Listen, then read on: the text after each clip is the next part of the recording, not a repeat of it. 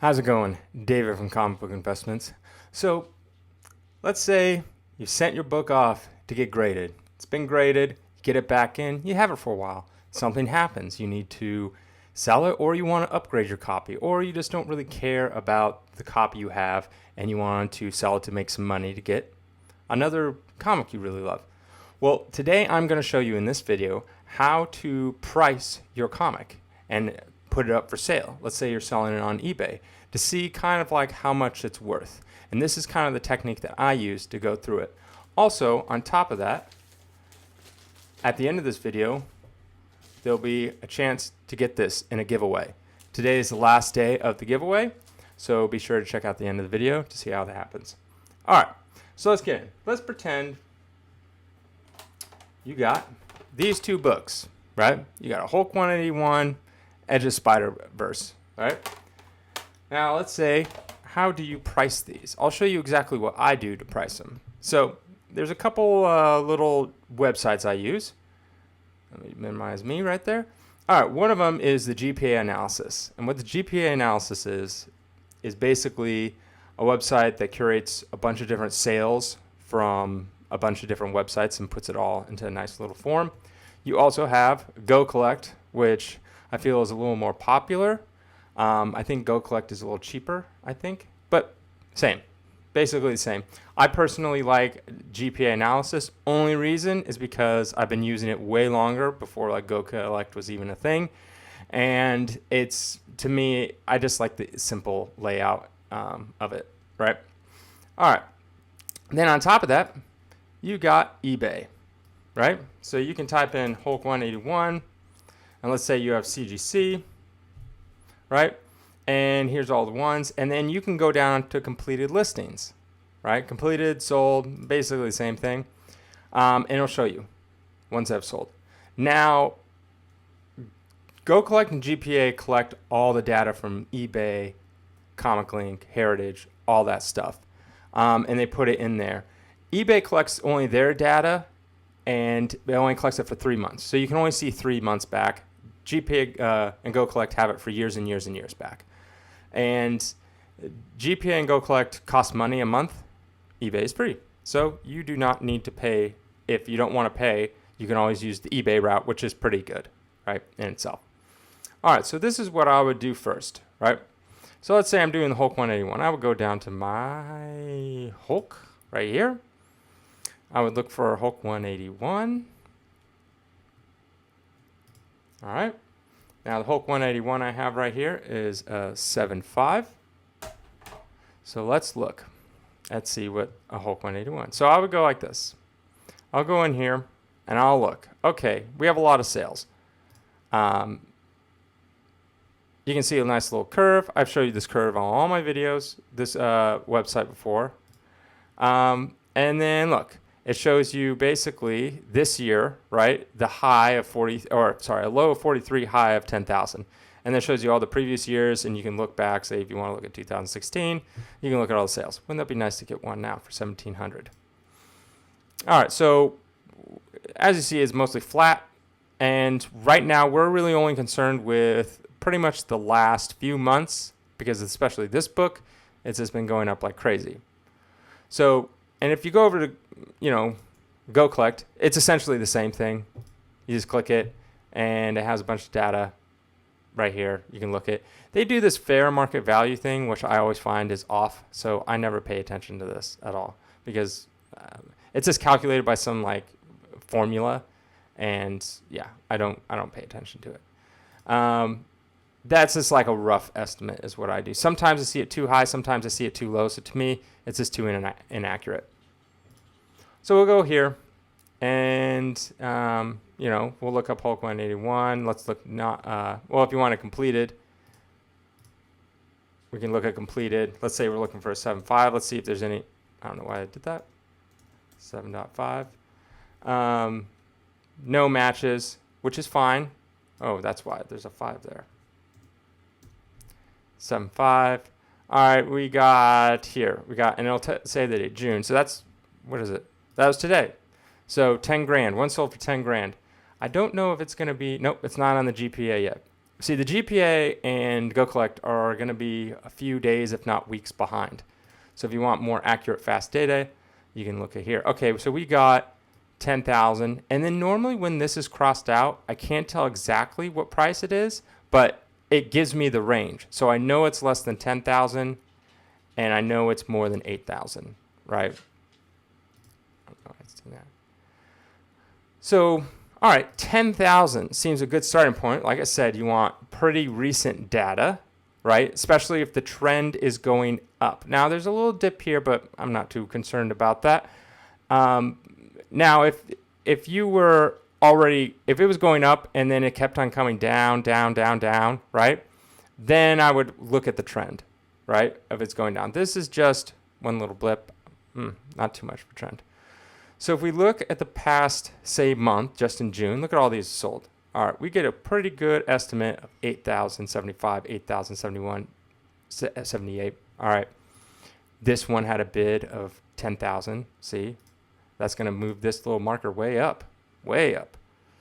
But if you look at more recently, yeah, you know, looking at all this, 8,000 was back in June. This was a buy it now. Someone just put it up, buy it now. That's another thing you have to look for.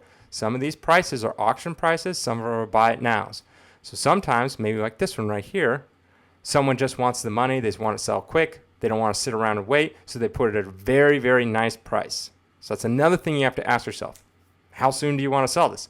You want to sell it fast? You're going to have to be very competitive, meaning you have to put yourselves at like the lowest, below market value, right? But if you're like, I don't really care, then you can wait. And that's what a lot of sellers do, is they call it tomorrow prices, right? Tomorrow prices. So let's look at what there's currently up in a 7.5. Now, like I said, you look at here, it's worth anywhere between, I would roughly say it's around $8,000, right? That's what I'm going to put it at. That's what they're selling for. There's someone who has a 7.5 up for 15,000. This is ridiculous. You're never going to sell it for that price, and it doesn't even have a best offer. This one has up for 30,000 because it's signed. Way too much. All right? And then you have a bunch at 9, 10, all this kind of stuff. Those are what I would say are tomorrow's prices. They're putting it up today at eventually it's going to hit this price, right? And so they're just going to put it up, forget about it. They don't have to worry about anything, that kind of thing. Those are all tomorrow's prices. If you scroll through, right, the cheapest one right now is at $8,700 with $100 shipping. Jeez. That is going to be your most competitive price. But like I said, if you look at it, 8,000, 75, 8,000, 71, 78. The month prior was roughly around the same. You got one for 10, 8.5, 9, 7.5, 8, 78, 77, 7. So roughly around, I would say I put it at, you know, somewhere around in the 8s if you really want to get rid of it. Or if you're looking at tomorrow's prices, like I said, that one sold in the completed listing sold for 10. I don't know why someone would do it. But look, this one sold for 10. These all probably sold for a higher price than that. And then this one sold for 8. So you have to ask yourself, what do you want to do? Do you want to get rid of it fast? Then you put it at a lower price, or you put it more expensive. And if you're just trying to figure a ballpark price, okay, between 10 and 8, that's your ballpark price right there. All right. Now, sometimes you might think people are ridiculous for putting in a high price. Well, let's look at this Spider-Man 52, for example. All right. If you're looking at an 8.0, the average price in the last 9 days is $182, right? And you had two, look, June 16th, one sold for $198. That was probably auction. And then a day later, one sold for $216, right? So $198, $216 in June. This one in May sold for $200, and this is a 6.0. Why? Because it's supply and demand. You put it up there, maybe there's not a lot of, what is it, Spider-Man 52? Spider-Man 52's up. And so they put it up for $200. That's the price they want. They put it at tomorrow's prices. That's why I call it. And it happens all the time. Someone's looking around and is like, look, there's none available, right? I don't know when this person sees CGC, Spider-Man 52. Okay, who cares? Okay, Silver Edge, come on. All right, so we got 6.5 at 200, 6.0 at 235. These are all tomorrow's prices. 6.5 at 255.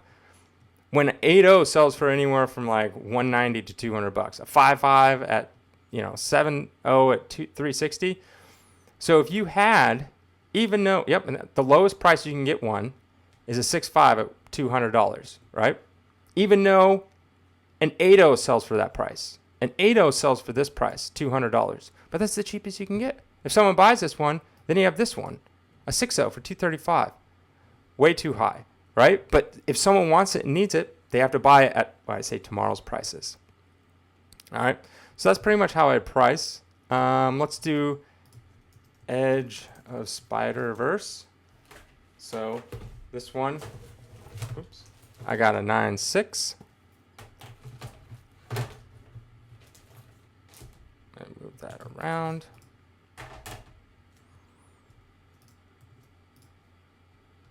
$9.6. All right, let's look at it. Trend is up, pretty much flatlining recently, but most expensive one is almost $1,100. Cheapest one $400. Look down here, almost $1,100. Someone bought this one for, and then you have all these other ones, right? One, look at this. Within the few days of each other, one was $800, one was $636. So I would look at all that stuff, right? Let's look at the past month. 700, 750, 800, 650, 850. So I would feel comfortable.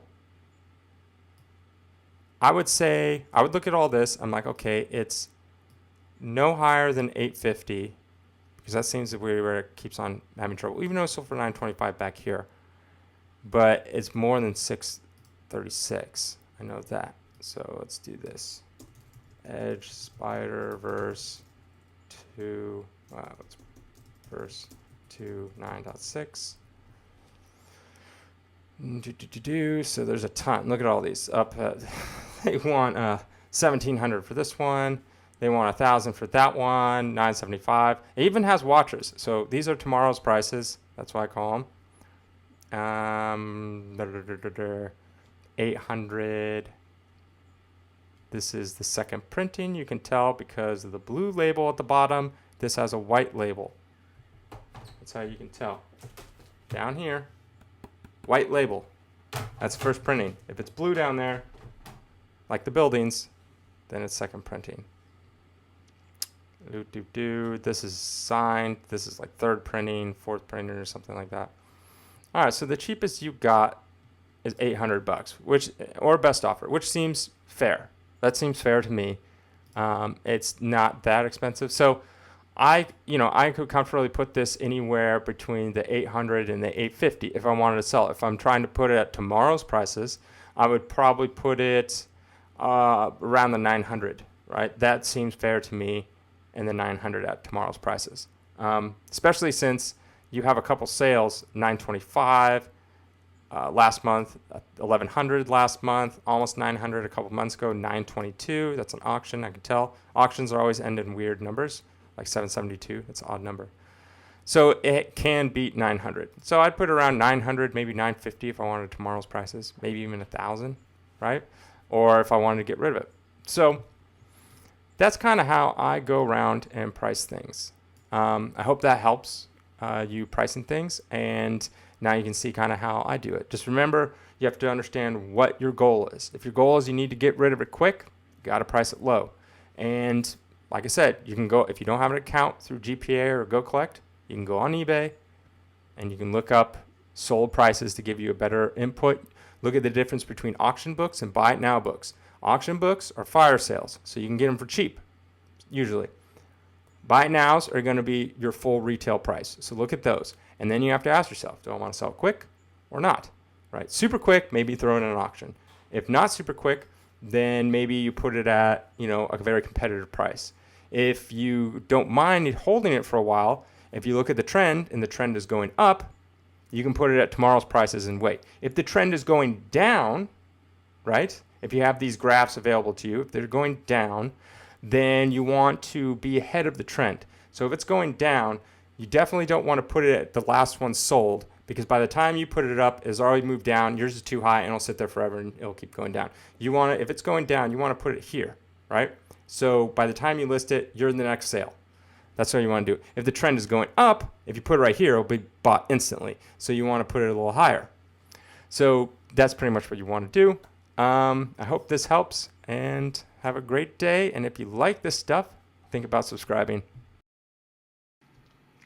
So in order to win this giveaway right here, Marvel Superheroes Secret Wars 894, you just got to do me a little favor. So for all of you know, I am a musician and I just got nominated for Best Pop Album of the Year in San Diego. So all you have to do is vote for me. That's it. That's it. Be subscribed as well. So if you could subscribe, but I'll show you how to do it. Very simple. Just go to SanDiegoMusicAwards.com. Link will be in the description. And you go down to here where it says vote for your favorite San Diego musician. Click the vote button. Go down to category 9, Best Pop Album, right here. Best Pop Album. Love Angeles is my band's name, and The Scenic Route to Mars. Just click that. That's all you got to do. And then put down here your name. So I'd put down David. And then here in the email is comic book investments giveaway @gmail.com. Now you would put in your email address and your name. Don't put in my name. So, but this is just the email. You just click vote. That's all you got to do. Send me a screenshot of this to that email. And that's it. That's all you got to do. Like it, once you vote, don't click this. This is like an ad. Just do that. And the thing is, you can do it once a day. So if you want, you can do it once a day, every day, and send me a screenshot for a better chance. Once you send me a screenshot to the email address, I'll randomly pick an email address, and that will be the winner. Once again, category 9, coming out, and this always changes. So it's always moving around. Like last time it was 3rd, now it's 2nd. Love Angeles, Scenic Route to Mars, put in whatever your name is, Ben Riley, and then you put in your email address, and what are my email addresses? Love Angeles Music at gmail.com, I think is one of them. And you just vote, boom, just like that. And then you take a screenshot. That's simple. That's all you got to do.